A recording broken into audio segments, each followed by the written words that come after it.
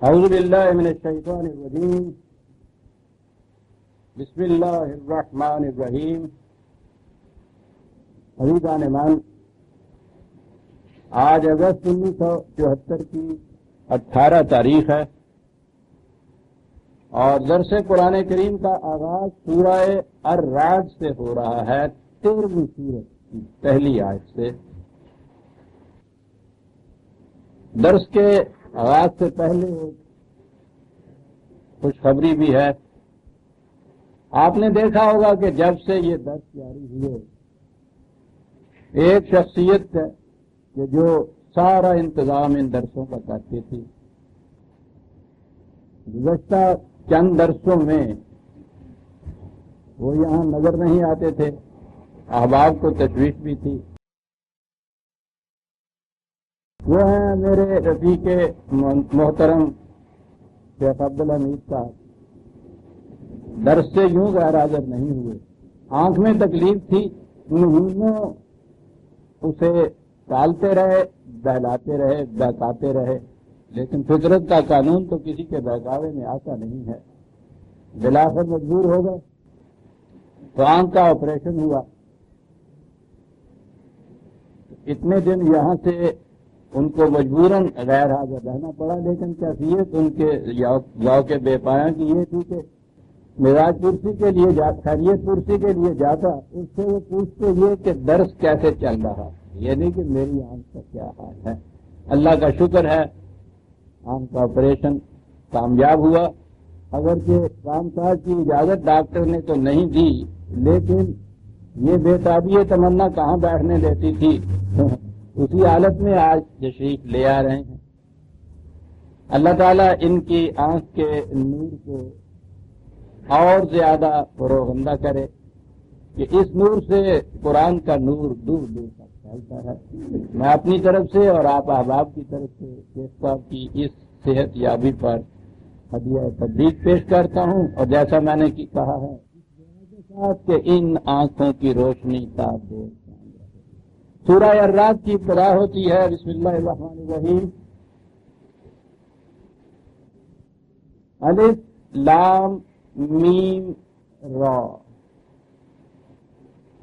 جیسا کہ آپ احباب کو اب معلوم ہوگا، یہ جو اس قسم کے حروف آتے ہیں بعض آیات کے ابتدا میں، انہیں اصطلاح میں مقطعات کہتے ہیں، قطع کیے ہوئے الفاظ سے حروف الگ کیے ہوئے۔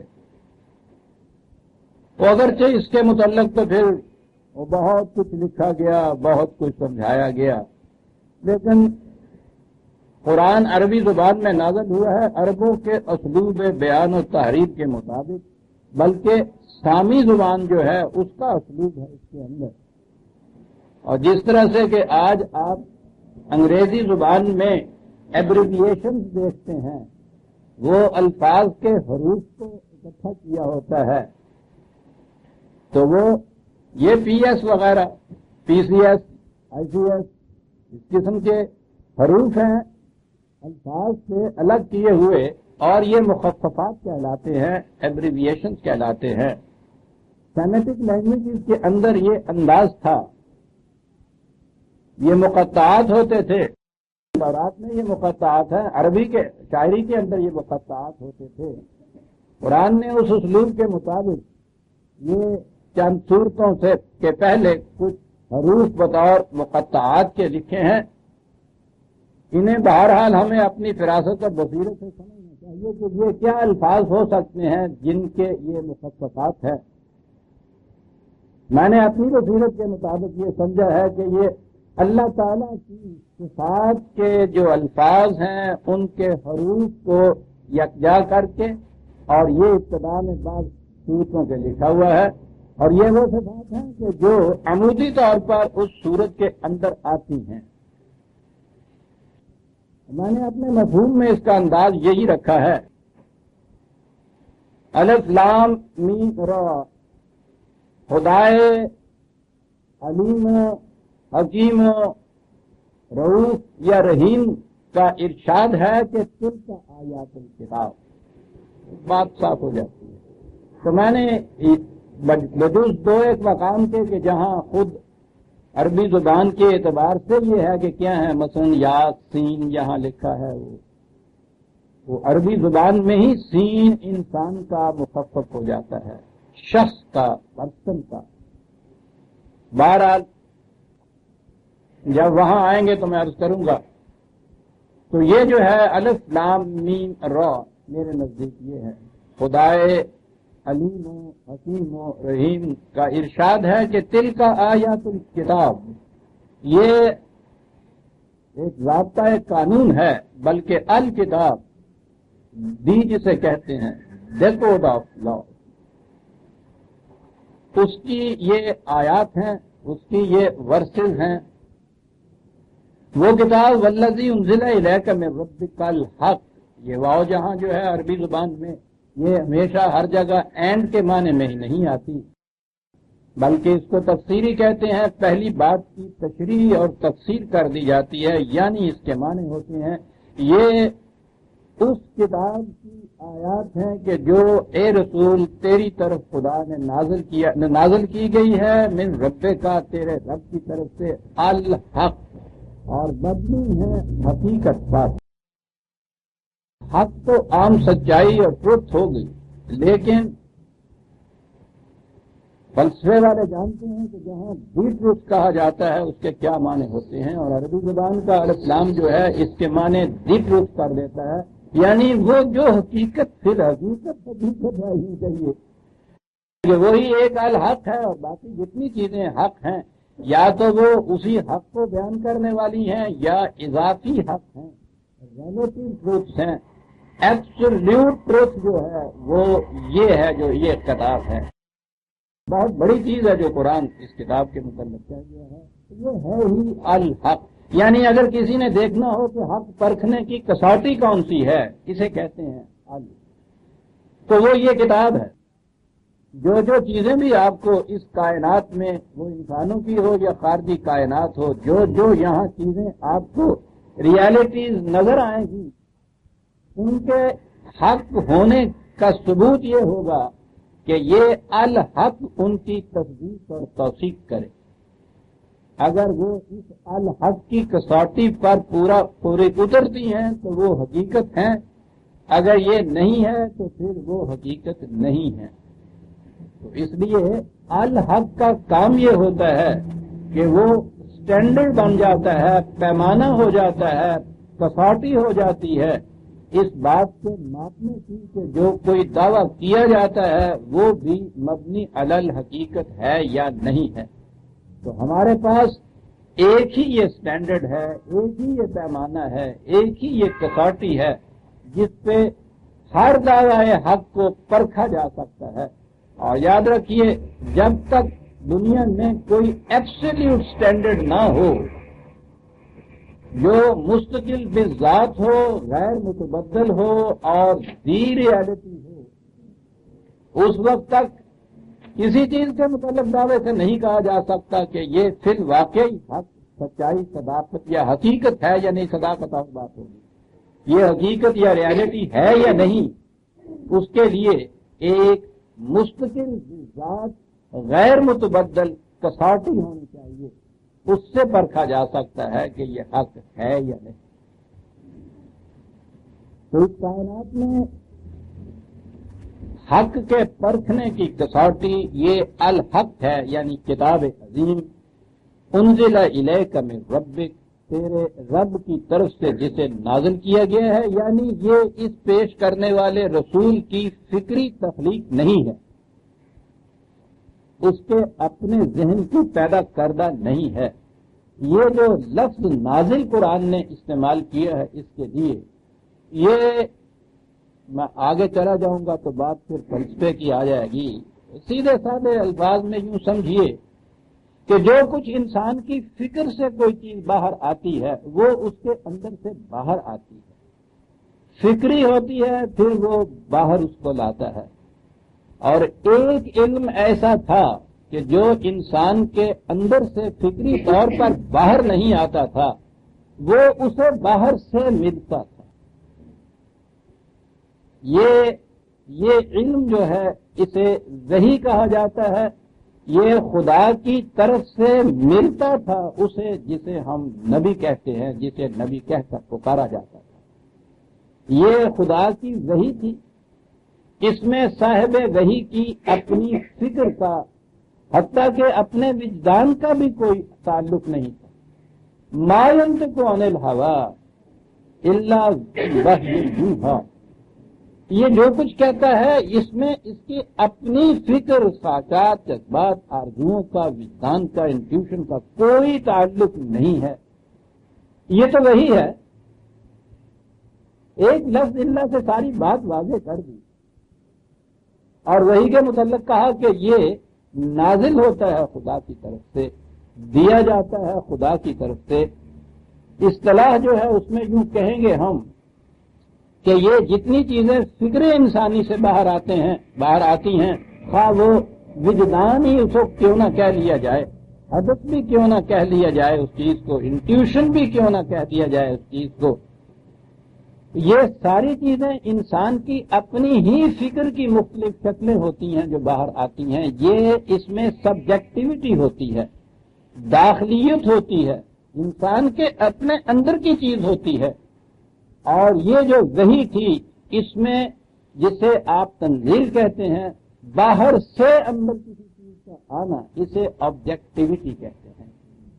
یہ آبجیکٹو ٹروتھ ہے، سبجیکٹو کریشن آف مائنڈ نہیں ہے۔ یہ ایک چیز ہے جو وحی کو دوسری انسانوں کی فکر سے مختص، ممتاز، متمیز کر دیتی تھی، اور یہ مختص ہوتی تھی انبیاء کرام کے لیے، کوئی غیر از نبی اس میں شریک ہو ہی نہیں سکتا تھا۔ اور یہ ذریعہ علم جو ہے، جو تنزیل کی روح سے ملتا تھا، جسے وحی کہی جاتی ہے، یہ حضور نبی اکرم صلی اللہ علیہ وسلم کی ذات گرامی پر ختم ہو گئی، اور ختم اس لیے ہو گئی کہ خدا نے جو کچھ انسانوں کو دینا تھا قیامت تک کے لیے اس وحی کی روح سے، وہ مکمل کر دیا۔ تمت کلمۃ ربک کا صدقا وعدلا، وہ مکمل ہو گیا خدا کی طرف، کلمۃ ربک کا، خدا کی باتیں جو اس نے تم سے کرنی تھی، کلام جسے آپ کہتے ہیں خدا کا، وہ کلام خدا کا مکمل ہو گیا۔ مکمل ایسا ہوا کہ لا مبدل الکلمات ہی، اب ان باتوں میں کسی تبدیلی کی ضرورت ہی باقی نہیں رہی، کوئی ان کو بدل ہی نہیں سکے گا۔ مکمل اور غیر متبدل، اب سیدھی سی بات ہے کہ کہنے والا ہو خدا جو قیامت تک کے انسانوں کے تمام احوال و قواعد، تقاضوں، ضروریات کا علم رکھتا ہے، وہ کہے کہ جو کچھ میں نے انسانوں سے ان کی رہنمائی کے لیے کہنا تھا وہ مکمل کر دیا ہے میں نے، اتمام اس کا ہو گیا ہے، اب اس میں کوئی تبدیلی نہیں ہو سکتی۔ اور اس کے ساتھ ہی یہ کہا کہ ہم نے اسے نازل کیا ہے، وَإِنَّا لَهُ لَحَافِظُونَ، ہم اس کی حفاظت کا ذمہ لیتے ہیں۔ مکمل، غیر متبدل، محفوظ قیامت تک کے لیے اس خدا کی طرف سے جو انسانوں کی ضروریات، آخری انسان کی ضروریات اور زمانوں کے تقاضوں سے باخبر ہے، یہ اس نے یہ وحی دے دی۔ اور اسی وحی کے دینے کے لیے تو ایک نبی آتا تھا۔ قرآن کی روح سے یہ ایک ایسی صاف بات ہے عزیزان مان، اس میں تو دو رائے نہیں ہو سکتی۔ نبی کی اپنی حیثیت وہ تو ایک بشر کی حیثیت سے الگ رہا، نبی ہونے کی حیثیت اتنی تھی کہ اس کو خدا کی طرف سے یہ علم تنزیلاً ملتا تھا، اپنی اس کی فکر کی کریشن نہیں ہوتی تھی۔ اس وحی کے دینے والے نے کہہ دیا کہ ہم نے جو آخری ضابطہ دینا تھا، جتنی باتیں ہماری تھیں وہ ہم نے دے دی ہیں۔ اب اس کے بعد بھی اگر ہم یہ کہیں کہ نہیں صاحب کچھ ضرور رہ گیا،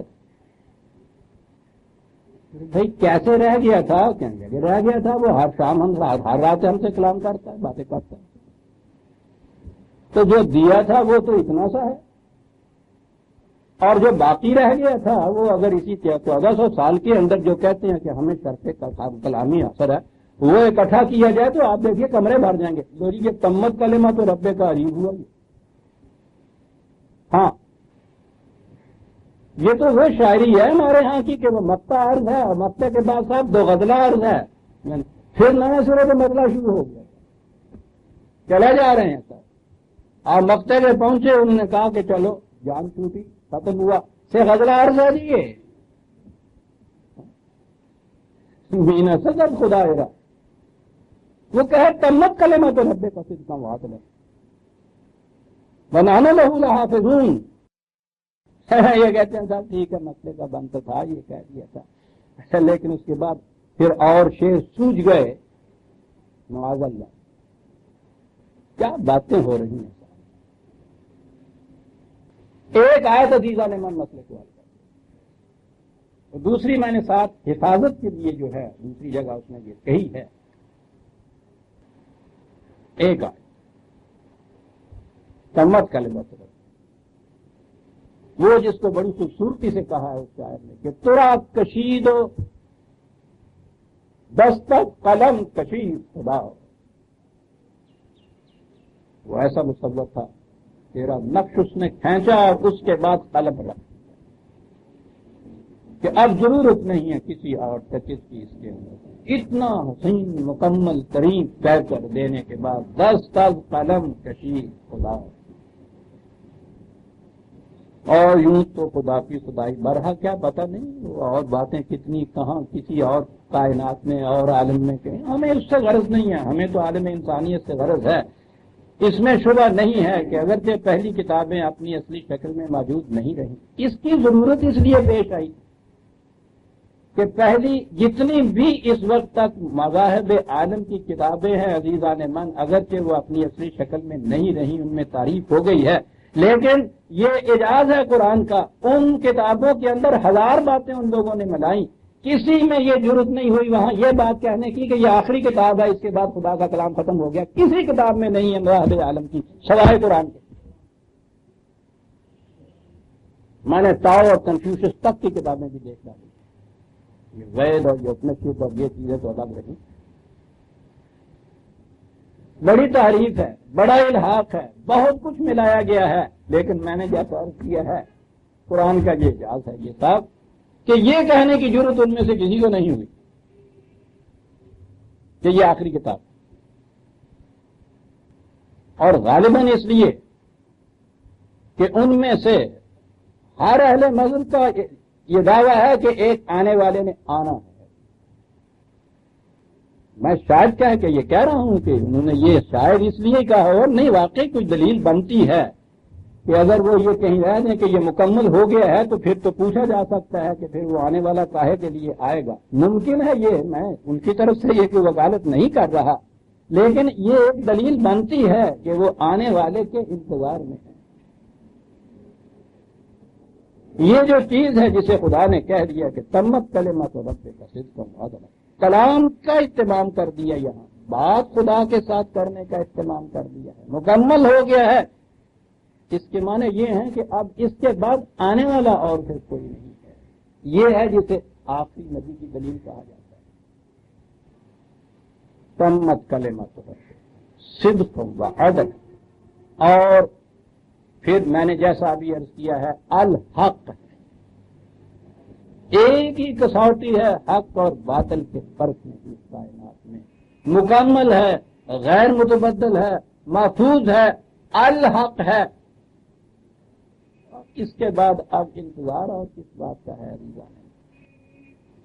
لیکن, اور یہ لیکن میں اپنی طرف سے نہیں کہہ رہا, وَلَٰكِنَّ أَكْثَرَ النَّاسِ لَا يُؤْمِنُونَ. اکثر لوگوں کی یہ کیفیت ہے کہ وہ اس بات کو نہیں مانتے. یہاں یہی بات نہیں ہے یہ جو ہم اصطلاحاً یہ کفر کی بات کہتے ہیں, یعنی اس قرآن ہی کو نہیں مانتے. ٹھیک ہے قرآن ہی کو نہیں مانتے.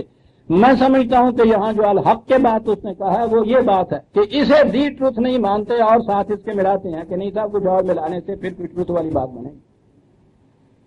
اکثر ان میں سے الحق نہیں مانتے اور اس میں بڑا فرق پڑ جاتا ہے. اسے بھی حق مانتے ہیں لیکن پھر اس کے ساتھ کچھ اور بھی یہ بھی ٹھیک ہے جی، لیکن اعظم صاحب نے بھی فرمایا یہ ہے الحق ماننے والا پھر یہ نہیں کہے گا اس کے بعد کسی نے بھی کچھ فرمایا ہے، اگر وہ الحق پہ پورا اترتا ہے تو ہم کہیں گے کہ یہ حق ہے، کیونکہ وہ اس پہ پورا اترتا ہے، یہ نہیں ہے کہ کسی اور نے یہ فرمایا۔ لیکن اکثر لوگ اس کے الحق ہونے کو نہیں مانتے، اور یہ تو پھر آپ کے ہاں عقیدے میں داخل کر دیا گیا۔ قرآن اور مثلہ معہ، اس کی مثل اس کے ساتھ 10 آیات ہیں قرآن کے اندر جس میں یہ چیلنج دیا گیا ہے کہ اگر تمہیں اس کے الحق یا خدا کی طرف یا مکمل ہونے میں شبہ ہو تو تم زیادہ نہیں تو اس کی ایک صورت جیسی صورت جو ہے مثل ہی 10 آیتیں ہی مثل ہی بنا لاؤ۔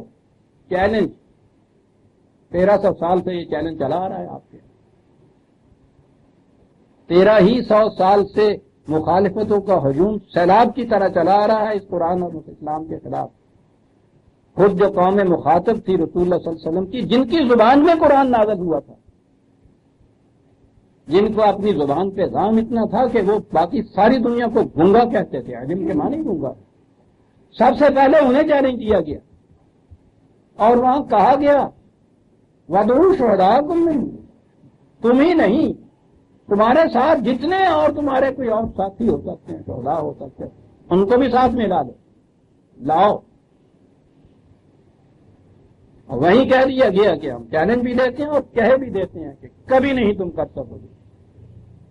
انہوں نے عزیزان من اس پہلے 13 برس کے اندر اتنی سخت مخالفت، پھر اس کے بعد دوسری زندگی جو حضور کی ہے 7 برس کے اندر، جیسا میں نے عرض کیا ہے، کم از کم 82 کانفلکٹس آپس میں ہوئی ہیں ان کی، یعنی سارے 7 برس گزر گئے جنگ کے اندر ان لوگوں کے، ضرورت ہی کیا تھی۔ یہ جو چیلنج تھا، اس چیلنج کے جواب میں وہ لوگ کہ جن کی زبان کی شاعری جو ہے وہ عربی سمجھنے کے لیے آج سند مانی جا رہی ہے، وہ موجود ہیں، یہ چیلنج موجود ہے کہ بھئی کوئی 10 آیتیں بنا کے لے ان جیسی۔ اس چیلنج کو وہ قبول نہیں کرتے، 7 برس تک لڑائیاں کرتے ہیں ساتھ، اس کے جانیں دے دی انہوں نے میدان جنگ میں، لب کشائی نہیں کی، اٹیمپٹ بھی نہیں کی، یہ بھی نہیں کیا کہ چلو صاحب لے آئے ہیں کہیں مناظرہ ہو جاتا، پیش کر دیتے سامنے۔ وہ ہم سے زیادہ دیانتدار تھے، جب انہوں نے محسوس کیا ہے اس چیز کو، دیکھ لیا کہ نہیں صاحب واقعی یہ نہیں ہو سکتا، تو یہ بات نہیں ہے کہ انہوں نے کہا کہ چلو جھوٹا موٹا مناظرہ تو ان سے کرو اور کچھ نہیں تو رٹا پا دیں گے، مگر ہفتے پائے گی نا، کچھ ادھر کچھ ادھر، ہر مناظرے نہ لے ہوتا ہے۔ یعنی اتنی انہوں نے جرت نہیں کی، اٹیمپٹ نہیں کی اس کی، کسی ایک مقام پہ یہ بات نہیں کہی۔ کتنا بڑا اعجاز ہے اس قرآن کا عزیزان مان، اس قوم کے مقابلے میں وہ یہ چیلنج پیش کرتے ہیں، 23 سال تک ان کے مقابلے میں کھڑے رہتے ہیں یہ چیلنج دیے ہوئے۔ اتنے بڑے ان کے ہاں کے شعراء، اتنے فصاحت اور بلاغت کے معیار اس زمانے کے اندر، مینار اس زمانے کے، لیکن کسی میں یہ جرت نہیں ہوئی ہے کہ یہ کہے کہ ہاں صاحب ہم آتے ہیں سب مقابلے میں، بڑی چیز ہے یہ۔ اس کے بعد ہے یہ عقیدہ وضع کر دیا گیا، مثلہ معہ، اس کی مثل اس کے ساتھ، وہ کتنا کہا جاتا ہے کہ صاحب دین کا تو 1/10 حصہ زیادہ سے زیادہ قرآن میں ہے، 9/10 حصہ اس کے اندر، اور یہ اسے الحق کہتا ہے۔ تمت کلمات رب کا لا مبدل کلمات اللہ، یہ سارا کچھ ہے۔ یہ تمت جسے وہ کہہ رہا کہتے ہیں 1/10 ہے، اس کا 10واں حصہ ہے۔ کیا کیا بات کی جائے اس کا، بات کیجیے وہ کافر بن جائے، پھر اس کے بعد نقو بنا دیجیے اس کو۔ عزیزان من، کسی کو کافر بنانے سے حقیقتیں نہیں بدلیں گی۔ قرآن کا چیلنج اپنے مقام پہ موجود، الحق ہے، ولیکن اکثر الناس لا یؤمنون، اس کے الحق ہونے میں پر ایمان نہیں رکھتے، یہ غیر مسلم کفار ہی کے متعلق نہیں.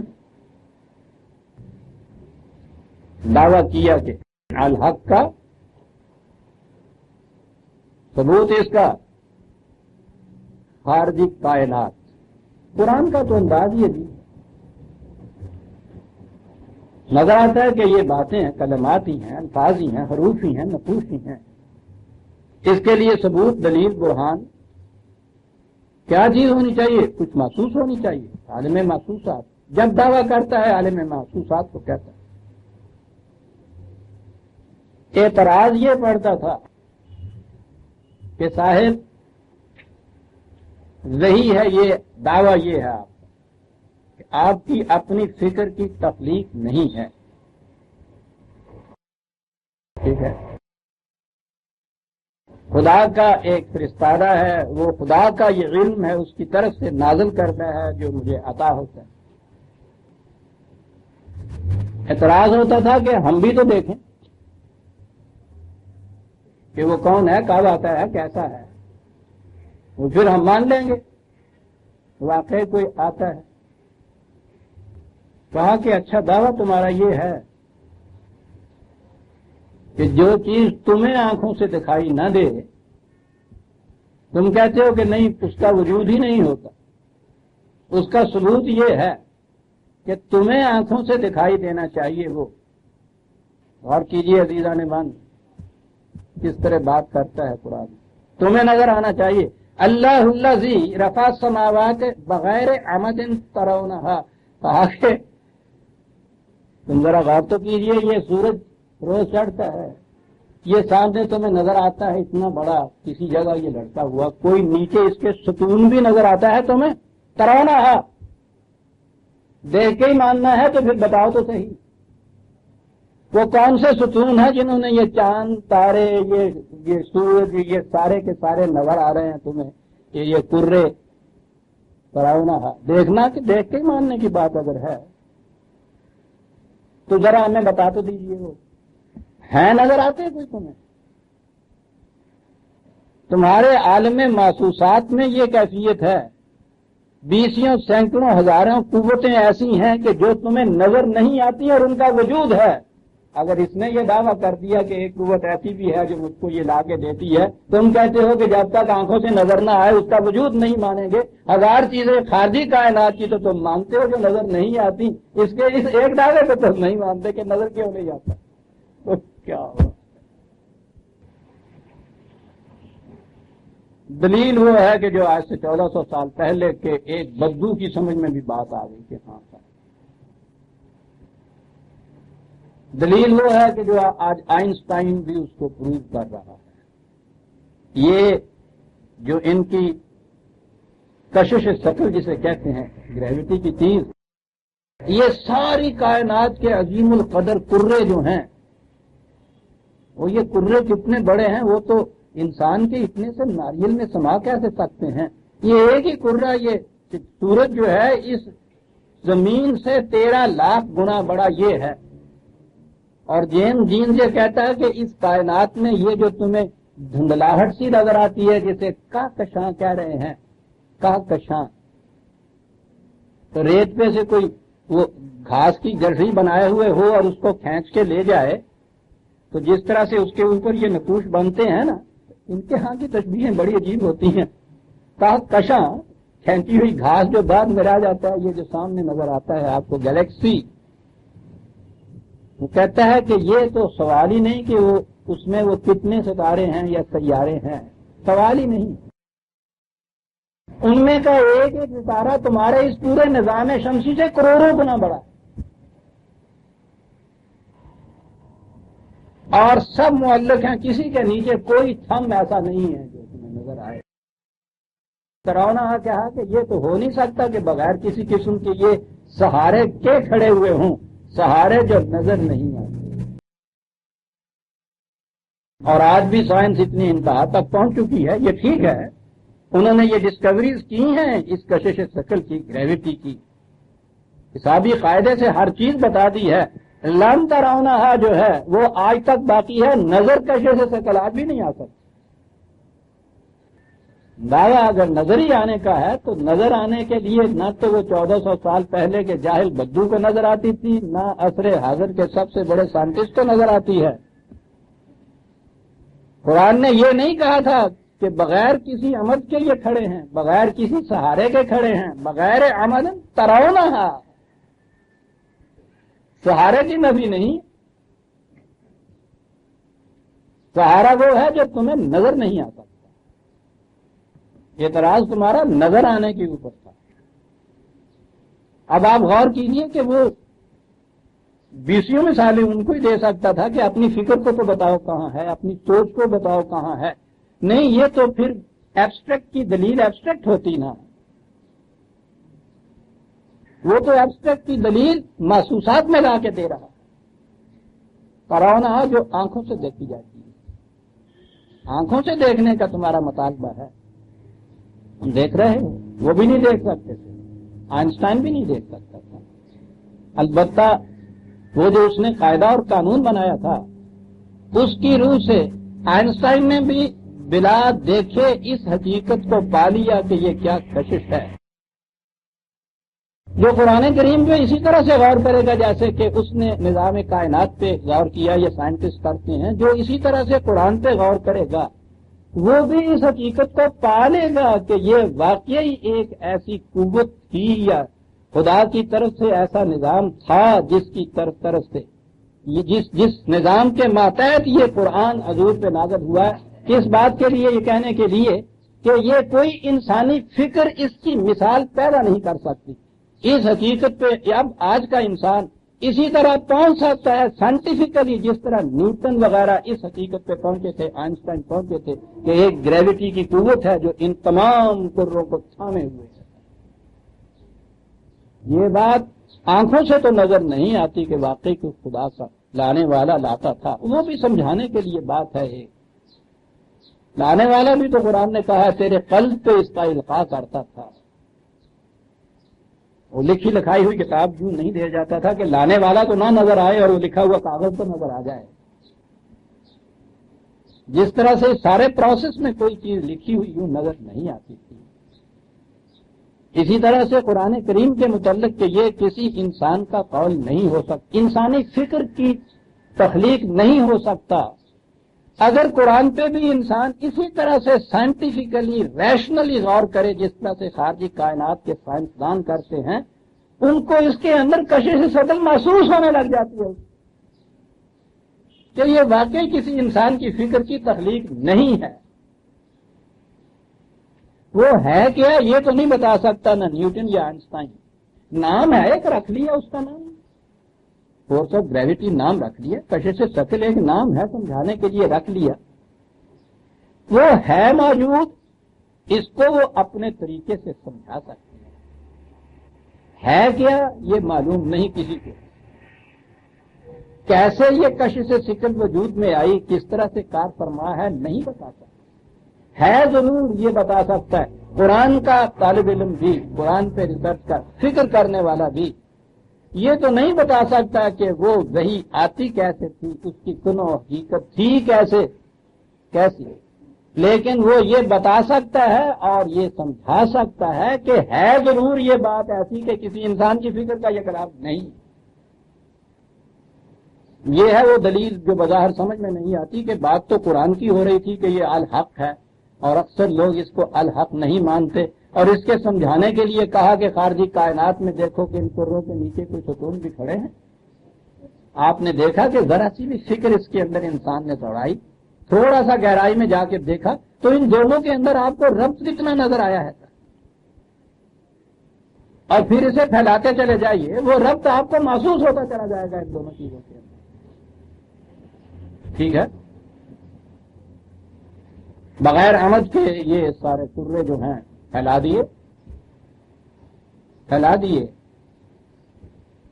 بس ختم ہوا سلسلہ یہ اس کے بعد اس کا۔ اب خدا اس کے بعد معطل ہو کے رہ گیا، گھڑی کو چابی دے دیا، وہ رکھ دیا، 8ویں دن پھر دیکھا جائے گا۔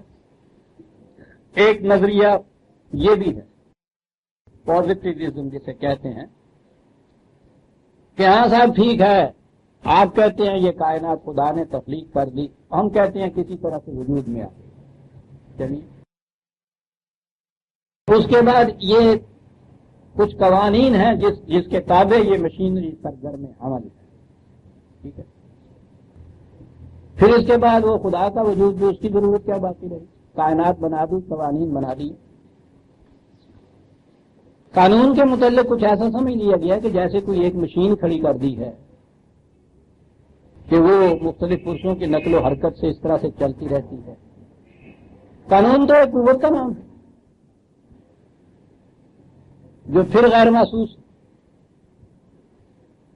ہمیں نظر تو یہ آتا ہے یہ کہ آگ گرمی پہنچاتی ہے، وہ گرمی کہاں سے ہوتی ہے آگ کے اندر؟ ہم صرف اتنا جان سکتے ہیں کہ آگ گرمی پہنچاتی ہے. ہماری ساری سائنس میئر کر سکتی ہے اتنے پہ اتنی گرمی یہ کرتی ہے، یہ گرمی یہ کرتی ہے. وہ گرمی آگ میں کیسے ہوتی ہے، کہاں سے آتی ہے؟ اور یہ کیا ایک تماشا ہے، جہاں آگ ہے گرمی ہے، جہاں آگ ہے گرمی ہے. یہ تو بائی چانس نہیں ہو سکتا. اتفاقیہ تو وہ بات ہوتی ہے کہ کبھی ہوتا ہے کبھی نہیں ہوتا. اور لا کی تو ڈیفینیشن جیسے آپ کو معلوم ہے جو میں بتایا کرتا ہوں، اس ڈیفینیشن میں یہ بات ہے کہ if اگر یہ ہو دین تو یہ ہوگا، اور آگے اس کے ساتھ ضروری ہے آلویز. اگر یہ ہو تو یہ ہوگا، ہمیشہ ایسا ہوگا. سائنٹیفک ڈیفینیشن لا کی یہ ہے. تو یہ جو چیز ہے کہ یہ چیز یوں ہی اتفاقیہ نہ ہو جائے، بلکہ جو چیز جس کے اندر رکھی یا جو قانون کسی کے اندر، جسے ہم سمجھنے کے لیے قانون کہتے ہیں، یہ جو ہے کہ if اور then جو ہے اس کے متعلق تو سائنس کا سارا دار و مدار if and then پہ ہے. Law of cause and effect. ایسے اسباب پیدا ہو جائیں تو ایسے نتائج پیدا ہوں گے. اگلی چیز ہے، اگلا لا جو ان کے ہاں ہے وہ ہے آلویز کا، اور وہ ہے law of uniformity of nature. کہ کائنات میں جہاں کہیں اس قسم کے حالات پیدا ہو جائیں جیسے یہاں ہوئے ہیں، اس کے بعد وہی نتیجہ نکلے گا جو یہاں نکلا ہے. یہ درمیان کی کڑی جو ہے نا، اسے یونیفارمٹی آف نیچر کہتے ہیں. نیچر ایک یونیفارم وحدت ہے. یہ نہیں ہے کہ یہاں اس قسم کے بھی حالات آپ پیدا کریں، لکڑیاں جمع کریں، ماچس دکھائیں، اس میں سے آگ نکلے، حرارت دے. یہاں تو ایسا کرے آپ، اور اسے جا کے افریقہ کے صحرا میں یہ کچھ کریں اور وہاں نہ یہ آگے اس طرح سے حرارت دے. ہر جگہ ایسا ہوگا. آگے بات پھر یہ ہوگی کہ اتفاقی تو نہیں ہے، ہمیشہ ایسا ہوگا. جہاں یہ شرائط پوری ہوں گی ضرور ایسا ہوگا.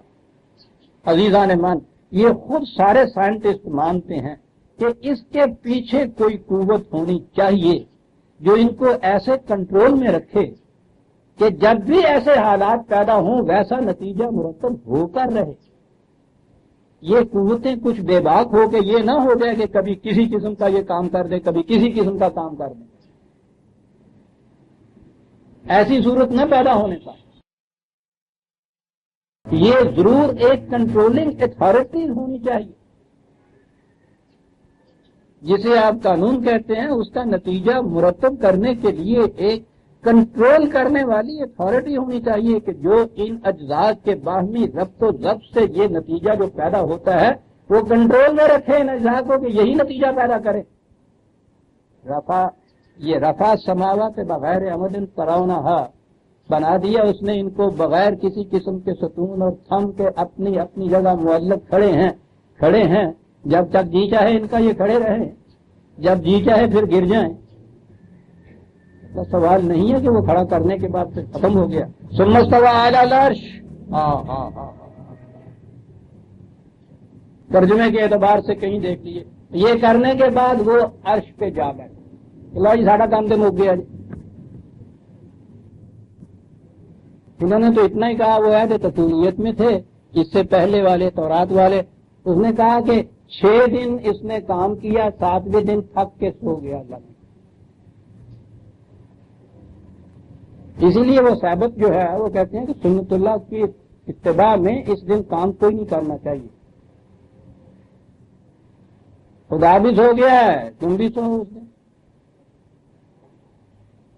انہوں نے یہ کہا انہوں نے یہ تو نہ کہا، ضرورت نہیں ہو سکتی کہ اس نے تو ان کے منہ پہ مارا تھا تھپڑ. لا تأخذہ سنۃ ولا نوم، نیند تو ایک طرف، اس کی آنکھ بھی نہیں جھپک سکتی، خون تک نہیں آ سکتی. یہ تو نہیں تھا. بہرحال انہوں نے یہ ضرور کیا کہ ہاں صاحب یہ کچھ کرنے کے بعد پھر وہ عرش پہ جا بیٹھے. وہی میٹیریلزم کی پازیٹیوزم جو میں نے کہی تھی کہ یہ کچھ کر کے قوانین بنا دیے. یہاں تک وہ بھی کہتے ہیں، وہ کہتے ہیں کہ آپ اور ہم فرق کچھ نہیں ہے. آپ کہتے ہیں اس نے بنا دیا، ہم کہتے ہیں وہ ایگزسٹ کر رہے ہیں. بات تو اتنی ہے. اس کے بعد ہم یہ کہتے ہیں کہ پھر اب وہ بیچ میں سے کہیں الگ ہو گیا. ضرورت نہیں. وہ مثال دیتے ہیں گھڑی کو ٹوک دینے کی. تم یہ کہتے ہو عرش پہ جا بیٹھے، کیا فرق ہے تم میں اور ہم میں؟ اور پھر اس کے بعد جب وہ عرش کی تفسیر آتی ہے تو وہ تو آپ سن چکے ہیں کئی مرتبہ. وہ جو قرآن میں دوسری جگہ ہے کانا عرشہ علی الماء، اس کا عرش پانیوں پہ ہے. مجھے بار بار عزیزان من دہرانی اس لیے یہ پڑھتی ہیں، ایک تو یہ ہے ہی درس اور اس کے معنی آپ سن چکے ہیں. وہ جی گہائی کرنی ہوں یہ زمیندار نے کنک وڈ کے ٹوٹ کے سارا دن اسے چکر چلاؤں رہتا ہے بیل اپنے، بار بار بار بار بار بار. اسے عربی زبان میں درس کہتے ہیں. درس ہوتا ہے یہ گہائی والی گل ہے. بار بار بار بار چلاتے رہیے تاکہ وہ جو بھوسا ہے الگ ہو جائے دانے. دانے تو ہی لے جاؤ تو توڑی ایسے چھڑ کے بجائے. ایک تو اس لیے بھی ضرورت ہے اس بات کی کہ بار بار، دوسرے اس لیے بھی یہ ضرورت ہوتی ہے کہ درس میں بہت سے احباب ایسے آتے ہیں جنہوں نے وہ پہلی بات سنی ہوئی نہیں ہوتی، ان کے لیے بھی دہرانا ضروری ہوتا ہے. کانا عرشہ علی الماء تفسیر اس کی ہے بقول ان کے حدیث شریف میں ہے، یعنی تفسیر بقول ان کے رسول اللہ کی بیان کرتا ہے. یہاں سے پہلے آسمان کا فاصلہ 500 سال کی مسافت، سالوں میں فاصلہ یہ دیتے تھے. پھر دوسرے پہلے آسمان سے دوسرے کے درمیان فاصلہ، یہ تو یہ مانتے ہیں نا یہ نیچے ایک ڈل ہے اس طرح سے شیشے کا، اس میں یہ تارے وارے جڑے ہوئے ہیں جواہرات کی طرح. پھر اس کے بعد اگلا، پھر اس کے بعد وہ اگلا، پھر اس کے بعد اگلا، یہ یوں ہیں جاتے. یہ معراج شریف کی روایات میں آپ نے کل رات ہی سنا ہوگا کہ پہلے آسمان پہ حضور گئے، جب جبریل ساتھ تھے تو پھر وہ دروازہ بند تھا تو آپ نے جبریل نے کھٹکھٹایا، اندر سے اس نے پوچھا کہ ہم نہیں کھولتے، اس وقت کیڑا آ گیا ہوا ادھی راتی. تو وہ انہوں نے بتایا کہ میرے ساتھ کون ہیں، انہوں نے کھولا دروازہ.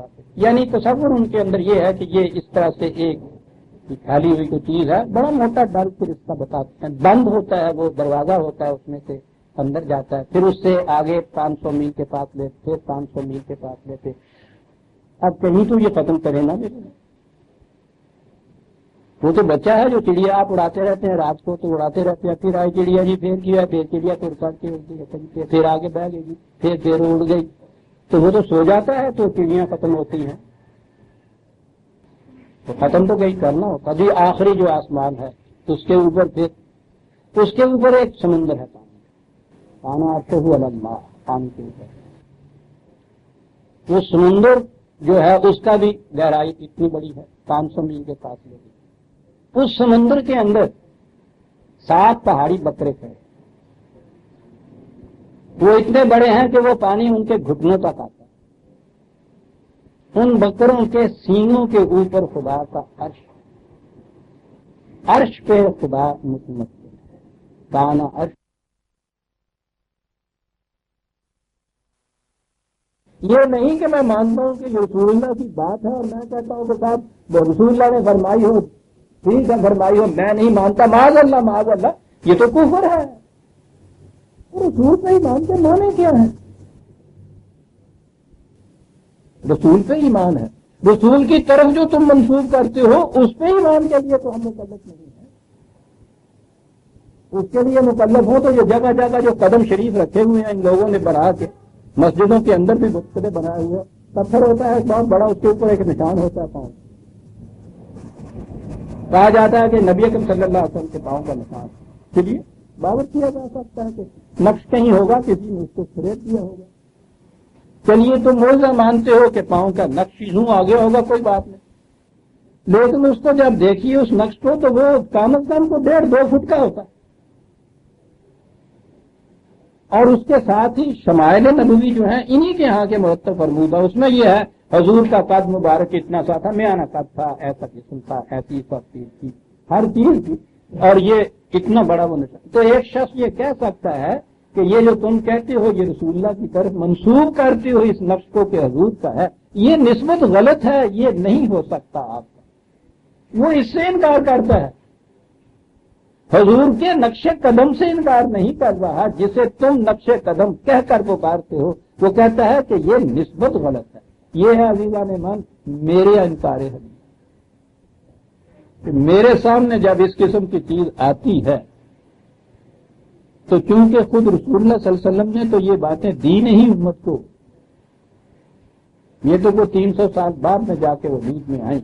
تو میں صرف یہ کہتا ہوں کہ صاحب یہ بات جس رسول پہ ایمان لانے کے لیے ہمیں خدا مکلف کرتا ہے اس رسول کی شان سے بعید ہے کہ وہ یہ اس قسم کی بات کہے. اس لیے میں اسے رسول اللہ کی حدیث نہیں مانتا، حدیث رسول اللہ سے انکار نہیں ہے. سمجھ لیجیے اس بات. اور یہ بھی کوئی نئی چیز نہیں ہے، خود انہوں نے حدیثوں کے پرکھنے کے لیے جو فہرست دی ہوئی ہے اس میں سر فہرست پہلی چیز تو یہ ہے کہ کوئی چیز جو قرآن کے خلاف وہ صحیح نہیں ہو سکتی ہے، جو اگلے عامہ کے خلاف ہو وہ صحیح نہیں ہو سکتی، جو تجربے کے خلاف ہو وہ صحیح نہیں ہو سکتی. فہرست یہ ہے ساری. پھر اس کے بعد آپ کہیں گے کہ جب یہ خود ان کی مرتب فرمودہ فہرست ہے تو تم تو ہر بات میں یہ کہتے ہو کہ چونکہ یہ قرآن کے خلاف ہے اس واسطے نہیں ہو سکتی. خود ان کی فہرست میں بھی تو یہ ہے. پھر یہ تمہارے خلاف جھگڑا کیا ہے؟ وہ جھگڑا یہ ہے کہ اس قسم کی جتنی روایات انہوں نے جمع کر دی ہیں، ایک ہی شک لے لیجیے جو قرآن کے خلاف میں کہہ رہا ہوں، ان کے متعلق ان کا یہ دعویٰ یہ ہے کہ ہمارے ائمہ کبار نے دیکھ لیا تھا کہ کوئی بات قرآن کے خلاف نہ ہو، ان میں اگر ان کی کتاب میں یہ بات آ گئی ہے تو پھر ہمیں یہ ماننا پڑے گا کہ یہ قرآن کے خلاف نہیں ہے.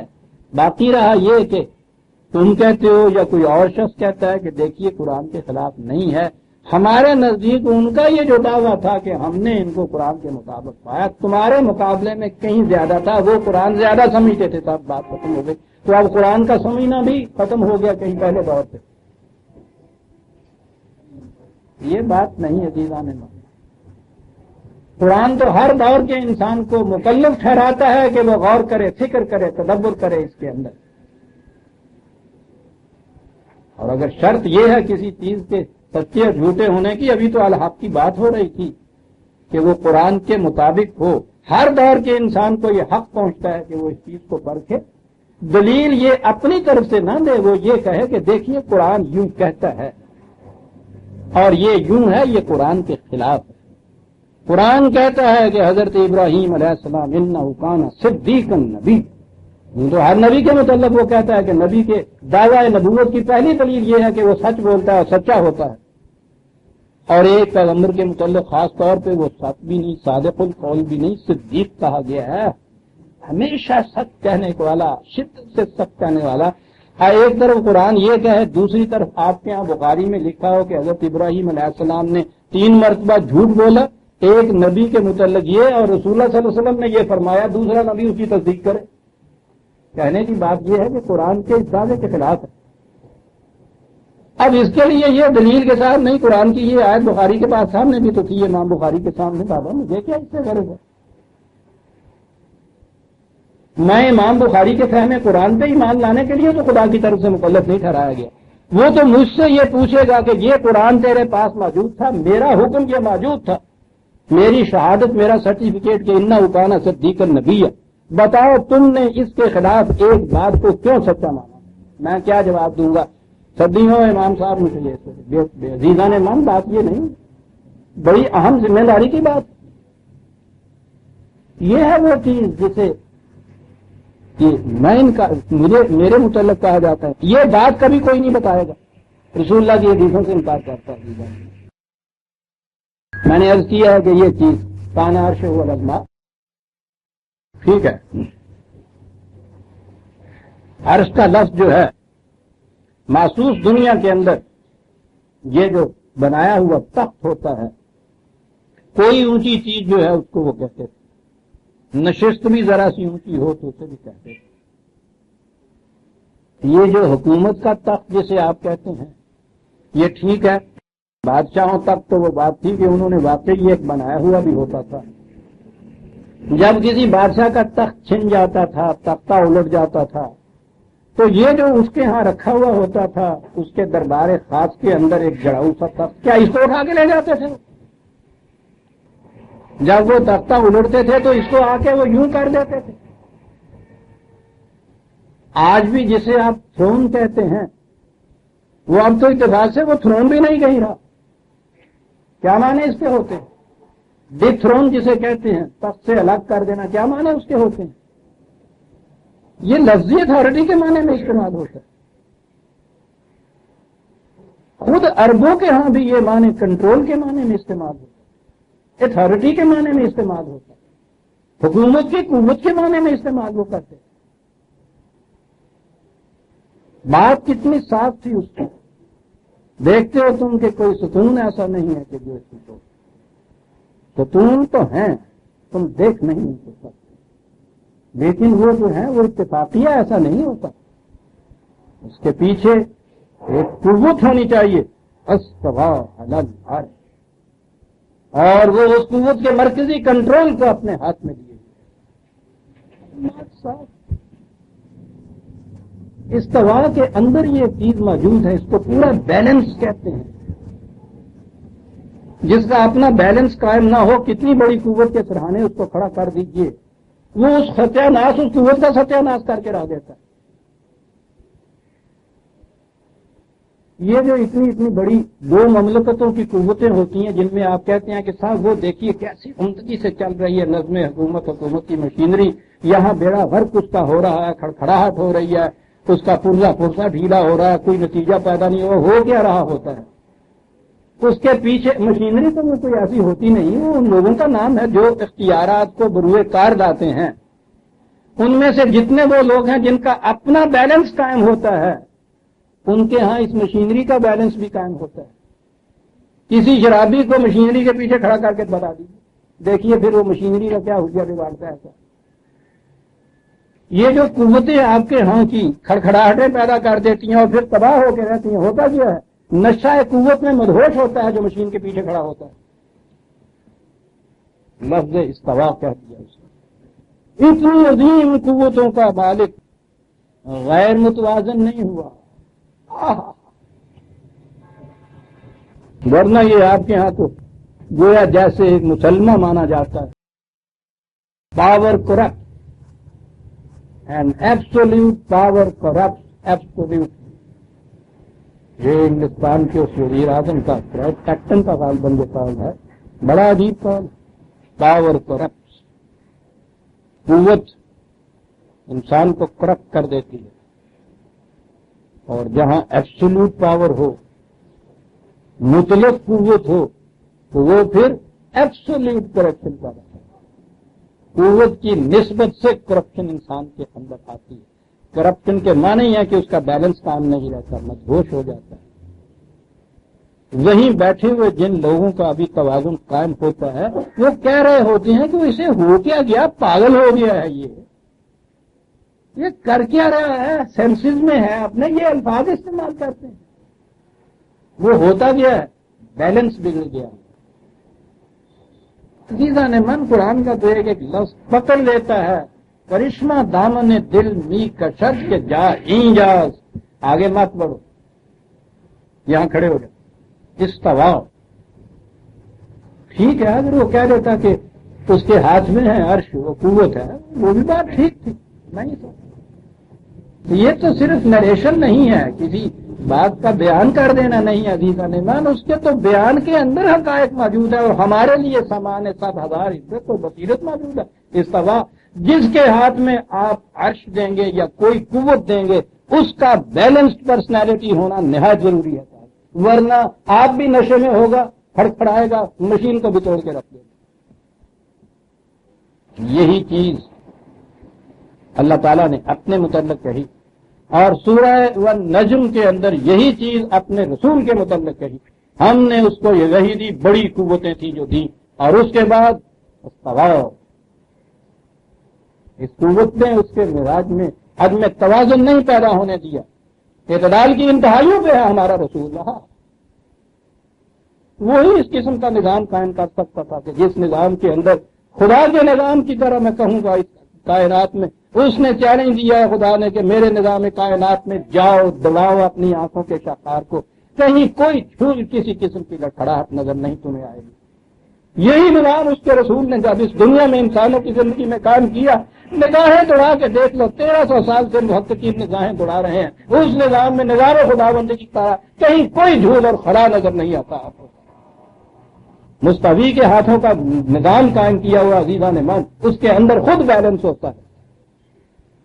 خدا مستوی علی العرش ہے، کائنات کے کنٹرول کو لینے والا۔ اس نے اپنے رسول کے متعلق یہ کہا کہ ہم نے بڑی قوتیں اس کو عطا کر دی، لیکن تم مستواؤ۔ میں دیکھ لوں لفظ یہی ہے نا، میں قرآن کے آیات کے معاملے میں بہت نازک واقع ہوا ہوں، وہ مفہوم ذہن میں رہ جاتا ہے، ٹوٹی پھوٹی کچھ عربی بھی آتی ہے کئی دفعہ اس کے لیے۔ جی علمہ شدید القویٰ، یہ علم جو تھا اسے کس نے دیا؟ آپ دیکھتے ہیں کہ قوتوں کا لفظ کیسا آتا ہے، وہ جو انتہائی شدید قوتوں کا مالک ہے، مرتن، اور وہ قوتیں زندگی کی ہر گزرگاہ کے اندر قائم ہوتی ہیں اس کی، لیکن جس کو دی ہیں یہ قوتیں وہیں کی، فاستویٰ، پاؤں نہیں لڑکھڑایا۔ پاؤں تو بہت بڑی چیز ہے، ما زاغ البصر ہوگا، اس کی آنکھ تک نہیں بہکی اس میں، اتنی قوتوں کا مالک تو ہے جس کی آنکھ میں بھی ذرا کمی نہ ہے، اس کا بات تو بڑی چیز ہے۔ فاستویٰ، کیا ہے قرآن، ما زاغ البصر وما طغیٰ، نگاہوں کا سرکش ہو جانا تو ایک طرف رہا، وہ اپنے نصب العین یا نشانے سے ذرا ادھر ادھر نہیں ہٹیتا ہے۔ شرابی کی آنکھ تو کہیں ٹھیک ہی نہیں سکتی، استوا۔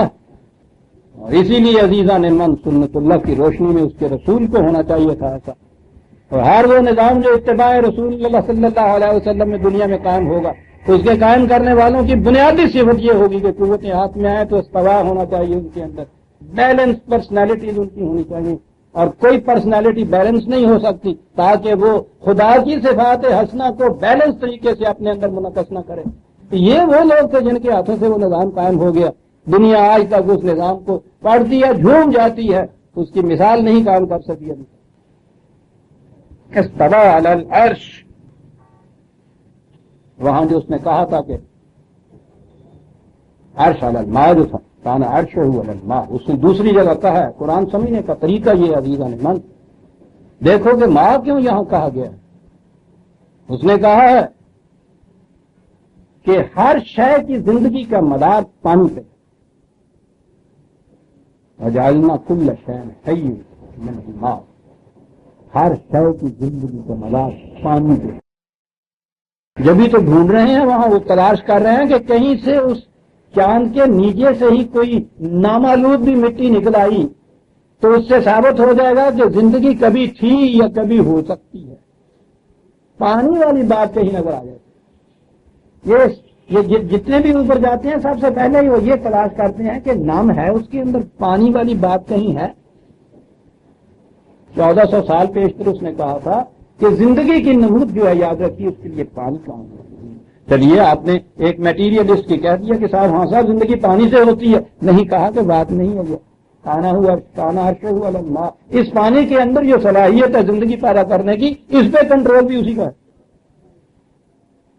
پانی زندگی کی پیدا کرے گا۔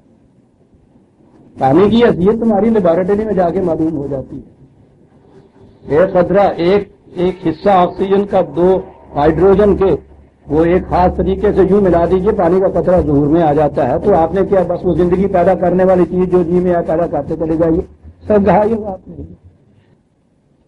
یہ شے کہ پانی سے زندگی پیدا ہوتی ہے اس کے لیے کنٹرولنگ قوت کی ضرورت تھی. کانا عرشہ الگ اس پہ اس کا کنٹرول یہ تھا پانیوں پر عرش وہ جو بکروں کے سروں کے اوپر آپ کو بتا دیا. ثم استوى علی العرش. اچھا جی یہ استوا کا کیا نتیجہ ہوا؟ یہاں تو بتایا تھا کہ یہ آپ نے دیکھا کرے معلق ہیں اس فضا کے اندر کوئی نیچے ستون اور تھم اور عمد نہیں ہے. ٹھیک ہے چلیے اتفاقیہ ایسا ہو گیا کھڑے تو ہو گئے نہیں. استوا علی العرش جو تھا اس کا نتیجہ ہے وسخر الشمس والقمر. یہی جو کنٹرول ہم نے اپنے ہاتھ میں رکھا ہے اس کا نتیجہ یہ ہے کہ یہ شمس اور قمر اور کرے جو ہیں سرکش نہیں ہو سکتے ہمارے قانون کی زنجیروں میں جکڑے ہوئے. اتفاقیہ جو چیزیں نمود میں آ جاتی ہیں وہ مسخر نہیں ہوتی. جو قوت مسخر ہوتی ہے تصدیق کی ابتدا ہوتی ہے یہی ضابطے کے اندر جکڑی ہوئی ہوتی ہے وہ یہ چیزیں بائی چانس نہیں کرتی. وہ قاعدے کے مطابق ہوتا ہے قانون کے مطابق ہوتا ہے. قانون کے لیے شرط یہ ہے کہ قوت مسخرہ ہونی چاہیے. سخر الشمس والقمر شمس و قمر مسخر. ہاں بہت ٹھیک ہے. اب آگے یہ چیز آئی ایک اور میٹیریلسٹ پیدا ہوئے ہمارے یہاں. عزیزان من میں نے عرض کیا ہے نا 1400 سال پہلے کے بدوؤں کو سمجھایا جا رہا ہے کہ یہ نہیں تو گل سن نو نہیں تو کن کر. 1300 سال پہلے کی تینوں گل سمجھائی ہوئی جائے گی. آج کے آئنسٹائن سے کہا گیا ہے کہ بات سمجھنے جو کچھ کہتا ہے ہر دور کا سائنٹسٹ سخر الشمس والقمر. ٹھیک ہے اب یہ کہا گیا ہے کہ بائی چانس ظہور میں تو یہ چیز آ گئی. وہ جو قدامت مادہ کی ایک بحث آپ کے یہاں چلی آیا کرتی ہے کہ مادہ ازلی تھا. ازلی تھا تو پھر کہتے ہو خود ہی کہ اتفاقیہ ظہور میں آ گیا. جو چیز ظہور میں آتی ہے وہ تو ازلی ہوتی نہیں ہے. ٹھیک ہے جی چلو نہیں ہے لیکن ابدی تو ہوگا نا جی ہمیشہ تک کے لیے رہے گا. سخر الشمس والقمر کہا کہ جن چیزوں کی پیدائش کی کیفیت یہ ہے کہ فاطر السماوات والارض وہ ان چیزوں کو نتھنگنیس سے بین میں لایا عدم سے وجود میں لایا. ازلی نہیں ہے. جو ازلی نہیں ہے وہ ابدی کیسے ہو سکتی ہیں؟ کل یجری لاجل مسمى یجری چلی جا رہی ہیں رواں دواں چلی جا رہی ہیں لیکن ابدیت ان کے اندر نہیں ہے. ایک مدت ہے جس کو ہم نے نشان زد کر دیا ہے. مقرر کرنا نشان زد کرنا اور بات ہوتی ہے. اس تک کے لیے یہ رواں دواں ہیں ہماری نشان زد کرتا ہے. اب بھی انہوں نے کہنا شروع کر دیا ہے نا کہ سورج کے اندر سے وہ حرارت اس کی جو ہے اس انداز سے باہر امٹ ہوتی چلی آ رہی ہے. کیا وہ لگے ہوئے ہیں اس کے پیچھے کہ پتہ چل جائے کہ سورج کے اندر ہے کتنی حرارت؟ جس رفتار سے وہ امٹ ہو رہی ہے وہ تو انہوں نے حساب سے ماپ لیا. اب اس کے حساب سے یہ اب دیکھنا چاہتے ہیں کہ وہ کتنی مدت میں وہ سارے کا سارا خزانہ جو ہے وہ خالی ہو جائے گا. یعنی یہ جو یجری ہے وہ تو ہے کیا بات ہے یجری کی چلی جا رہی ہے اس میں سے حرارت چلی آ رہی ہے. وہ دیکھنا چاہتے یہ ہے کہ وہ اجل مسمى کون سی ہے اس کی. جب یہ پوری قوت باہر آ جائے گی اس کی تو کہتا ہے کہ وہ ہر شے اس طرح سے چلی جا رہی ہے ابدیت نہیں ہے. بہت اچھا قوت ہمارے ہاتھ میں ہے یہ سارا کچھ ہم کر رہے ہیں. کہاں سے یہ ہو رہا ہے؟ مشین کے تو اوپر بیٹھنا پڑتا ہے. یدبر الامر یہ ہر مشین کا ہینڈل نہیں اپنے ہاتھ سے ہم گھماتے. قرآن کریم میں 2 لفظ ہیں امر اور خلق. ایک بہت بڑا انگریز مفسر ہے اس نے یہ کہا ہے اس چیز پہ آ کے لکھا ہے اس نے کہ یہ عربی زبان والے اور خاص طور پہ اس نے کہا مسلمان قرآن والے بڑے خوش قسمت ہیں کہ ان کے ہاں کریشن کے لیے 2 لفظ موجود ہیں. امر ان کے ہاں ایک لفظ ہے اور خلق ان کے ہاں ایک لفظ ہے. ہماری زبان میں صرف کریشن کا لفظ ہے اور بات ادھوری رہ جاتی ہے. ایک سائنٹسٹ کی دشواری جو ہے وہ اس ایک لفظ کی وجہ سے ہے کہ دوسرا لفظ ہمارے ہاں نہیں ہے. اس نے کہا ہے کہ خلق کسی شے کے اس مرحلے کو کہتے ہیں جب وہ ہمارے عالم محسوسات میں آتی ہے، ہمارے محسوسات کی حد میں آ جاتی ہے، اس کی زد میں آ جاتی ہے، ہمارے پرسپچول نالج کی گرفت میں جب کوئی شے آ جاتی ہے، وہ ہے جسے قرآن خلق کہتا ہے. اور اس حد تک آنے سے پہلے کہ وہ کتنے مرحلے طے کرتی ہوئی چلی آ رہی ہوتی ہے جب ابھی محسوسات کے عالم میں نہیں ہوتی لیکن چلی آ رہی ہوتی ہے، اسے وہ کنسپچول نالج کہتے ہیں. کانسیپٹس کے اندر وہ چیز جسے وہ کہتے ہیں ابھی ہوتی ہے. وہ مراحل جو ہیں بڑے اہم ہوتے ہیں. وہ مراحل انہیں سے معلوم ہوتا ہے کہ شے نے آخر میں بننا کیا ہے. وہ کہتا ہے اس کے لیے ہمارے ہاں کوئی لفظ نہیں، ان کے ہاں امر کا لفظ جو ہے عجیب و غریب لفظ. وہ جسے وہ شاعر تو اپنے ہاں یہ کہتا ہے نا کہ ابھی وہ خیال جو ہے وہ ذہن میں آ رہا ہے، بندش اس کی نہیں ہوتی، الفاظ کی گرفت میں نہیں آ رہا. وہی شعر جب لفظوں کی گرفت میں آتا ہے تو وہ آپ کے سامنے محسوسات میں ہو جاتا ہے. اس سے پہلے تو اقبال جس خوبصورت انداز میں بات سمجھاتا ہے، یگے در مانیے آدم نگر از منچے میں کرسی. آدم کے بنیادی ایک معنی وہ یہ کمہار مٹی وہ گونتے ہیں نا، گن دینے جن کہنے نے پہلے مٹی کو گوندا ہوا ہو، اس کے اندر ہزاروں قسم کے پیکر پوشیدہ ہوتے ہیں، بدلیاں، کنالیاں، مٹکے، لوٹے، سب اس کے اندر ہوتے ہیں. اس کمہار کی آنکھ دیکھ رہی ہوتی ہے اس کے اندر انہیں، میں اور آپ نہیں دیکھ رہے. اور اس کی فکر، اس کا ذہن، اس کا ارادہ، اس کا مقصد یہ طے کرتا ہے ذہن میں کہ آج بدلیاں بنانی ہیں، لوٹے بنانے ہیں. وہ اسی میں سے اتنا سا لیتا ہے، چاک پہ چڑھاتا ہے، چکر دیتا ہے، اپنی اس فکر کے مطابق لوٹا بناتا ہے. تمہار کی اگر فکر نہ ہو، پہلے وہ سوچے نہیں کہ بنانا کیا ہے، بنا ہی نہیں سکتا، وہ وجود میں آ ہی نہیں سکتا. لوگ وہ مٹی کا تیس نیک کر دے. کسی شے کے اس طرح وجود میں آنے سے ہم عالم خلق میں یہ دیکھ رہے ہیں کہ پہلے وہ عالم فکر میں آنی چاہیے تھی. بات تو بات ہی کچھ اور کرتا یہ جو آدمی نظر آتے ہیں نا تمہیں چلتے پھرتے ابھی، یہ تو وہ کمہار کی گوئی ہوئی مٹی آگئی ہے، تھیمڑے لگے پھرتے ہیں نا. یگے در مانیے آدم نگر از منچے میں کرسی. مجھ سے کیا پوچھتا ہے ذرا، یہ اس کے معنی کے اندر جا گوئی ہوئی مٹی کیوں کیا. ہنوز اندر طبیعت می خلط. ابھی تو کمہار کی فکر کے اندر یہ گردشیں خلط نہیں، کھٹک رہا ہے. یہ یوں می خلط. موضوع شبد روزے جی ایک دن موضوع وزن میں آئے گا، بیلنس ہوگا قائم. اس کا وزن میں آئے گا. جو شاعری کی اصطلاح قائم کرتا ہے، اس شخص کو بھی فطرت نے عجیب و غریب صلاحیتیں دی. شعر کی زبان میں تشبیہ دے رہا ہے، شعر کے الفاظ استعمال کر رہا ہے. ہنوز اندر طبیعت می خلط.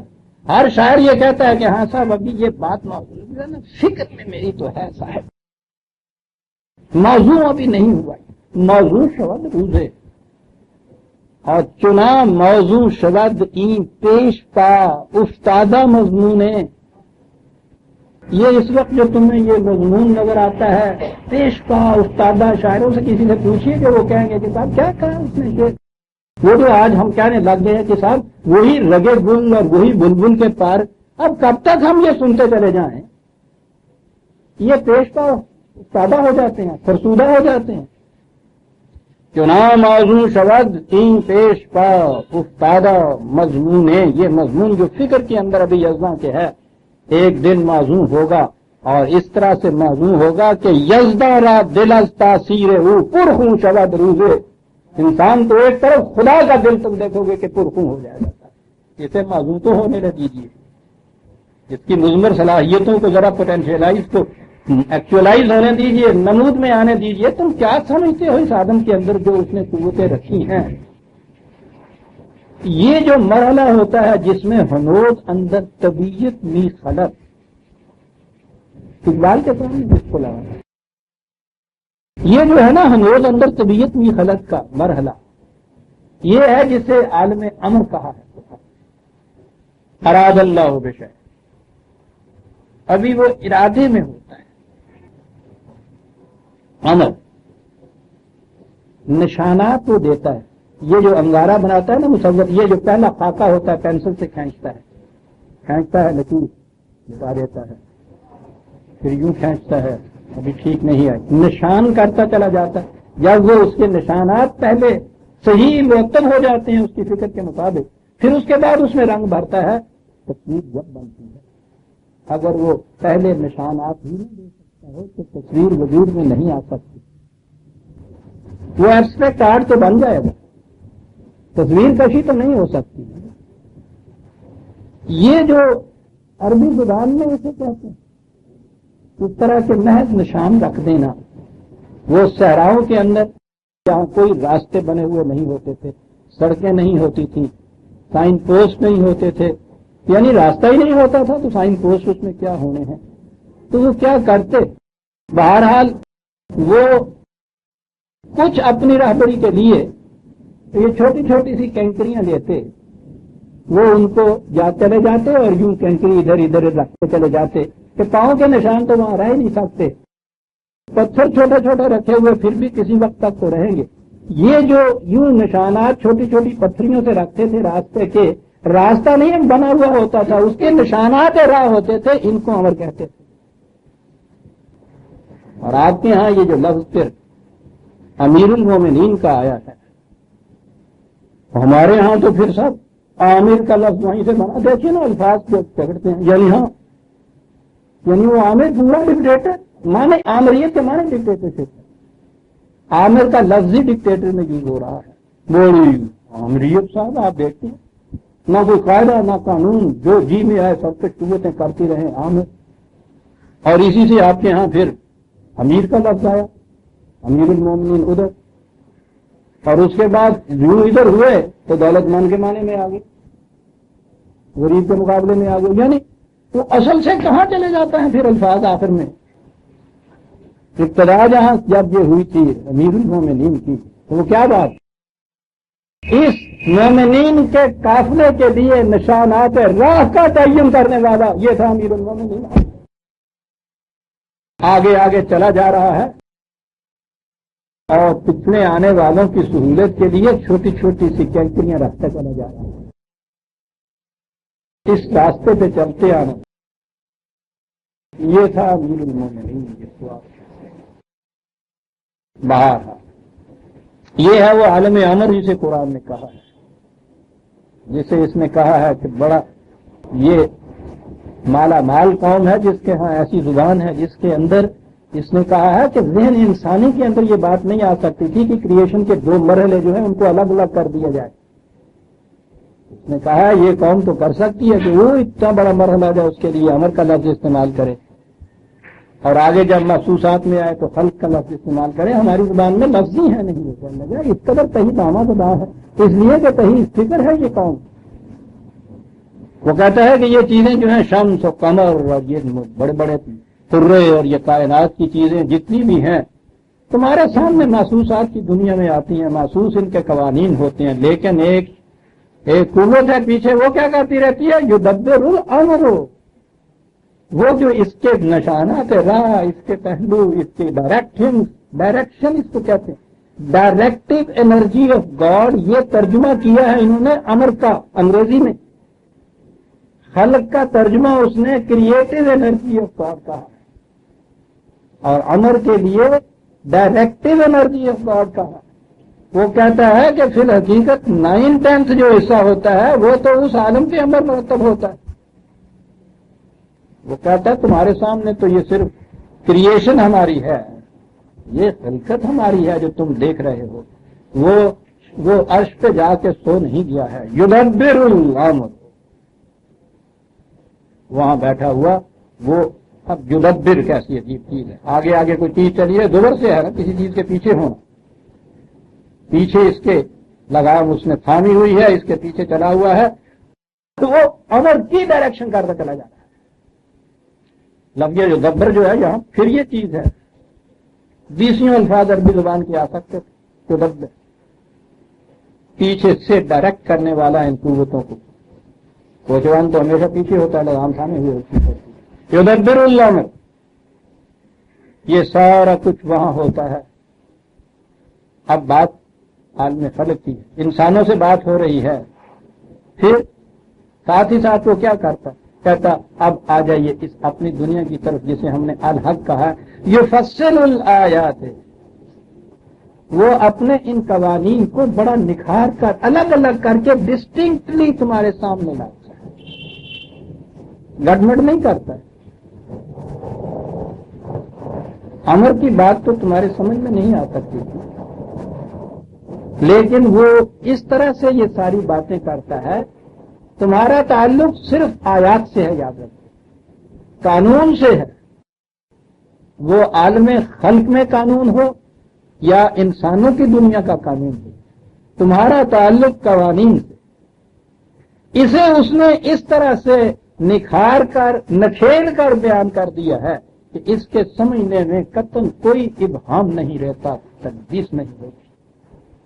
سمجھا دیا ہے سب کچھ. بہت اچھا, بس یہی مقصد ہے اس کا کہ سمجھا دیا آپ نے. سمجھانا ہی ہے مقصد. ہم نے سمجھ لیا صاحب, بات ختم ہو گئی. یہ بات نہیں ہے. کلاس روم میں استاد بھی جو سمجھاتا ہے تو اتنا ہی نہیں کہ وہ اسٹوڈنٹ سمجھ لے, اس کے سمجھ لینے کے بعد کوئی اور مقصد ہوتا ہے جس کی طرف وہ سمجھ لینا لے جاتا ہے اسٹوڈنٹ کو. سمجھ لینا مقصود میں ذات نہیں ہے. سمجھا دیا ہم نے, بیان کر دیا نکھیڑ کر. کہے گی لعلکم بلقاء ربکم توقنون. اصطلاح یہاں آئی ہے لقاء رب کی, اور وقت ہو گیا ہے 9:30. لعلکم نے کہہ دیا کہ یہ مقصود بالذات بات نہیں ہے کہ ہم نے نکھیڑ کر ان کو رکھ دیا. آپ نے کہا بڑا شکریہ جناب, اللہ تعالیٰ آپ کا خواب کو خوش رکھے المیہ. نہیں, یہ مقصود بالذات نہیں ہے. لعلکم کے معنی یہ ہے تاکہ یہ بات پیدا کر دے. وہ آگے بات آتی ہے کہ یہ پیدا کر دے یہ بات. یہ سارا سلسلہ جسے سمجھانے کے لیے اتنا کچھ قرآن نازل کر دیا, وہ اس لیے لعلکم بلقاء ربکم توقنون. اور یہ اب ہم آئندہ تک اٹھا رکھتے ہیں. ربنا تقبل منا انک انت السمیع العلیم. سورہ الرعد کی پہلی 2 آیات ہی ہمارے سامنے آئیں. آیت تو ایک بھی ختم نہیں ہوتی, اور گھر میں عزیزان